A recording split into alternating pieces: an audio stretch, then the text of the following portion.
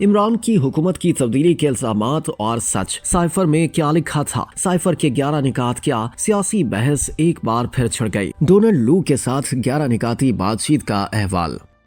हुकूमत की तब्दीली में अमेरिका के मुलव्वस होने के सबूत के तौर पर इमरान खान जिस दस्तावेज यानी साइफर का हवाला देते हैं वो सिर्फ एक सफ़े पर मुश्तमिल दस्तावेज नहीं बल्कि इसमें 11 निकात हैं। ये बात इस मामले की तफसीलात से आगाह एक सरिये ने बताई है। उनका कहना है कि 11 में से 9 पॉइंट्स तजारत और इंसानी स्मगलिंग के मसाइल के मुतालिक हैं, जबकि बकिया 2 में अमरीकी अहदेदार डोनाल्ड लू के पास पाकिस्तानी सफीर के सवालात के जवाब में किया जाने वाला तबसरा शामिल है। इस दस्तावेज ने सियासी बहस छेड़ती है और ये इमरान खान के साजिश के दावों में मरकजी हैसियत की हामिल है। 3 जनवरी 2025 को साबिक वज़ीर आज़म इमरान खान ने एक मरतबा फिर साबिक आर्मी चीफ जनरल क़मर जावेद बाजवा और अमरीकी सदर जो बाइडन पर अदम एतमाद के वोट के जरिए उन्हें ओहदे से हटाने में मुलव्वस होने का इल्जाम आयद किया। उन्होंने अपनी हुकूमत के खात्मे के पीछे साजिश के अपने दावे को दोहराते हुए इसे सरीह मुदाखलत करार दिया। पस मंजर की ब्रीफिंग और ओहदेदारों और साबिक वज़रा के इंटरव्यूज से मालूम होता है कि साइफर वैसा नहीं था जैसा इमरान खान ने बयान किया था। हत्ता कि 27 मार्च को कौमी सलामती कमेटी के इजलास के दौरान सर्विस चीफ्स ने इस दस्तावेज को बेज़रर करार दिया था।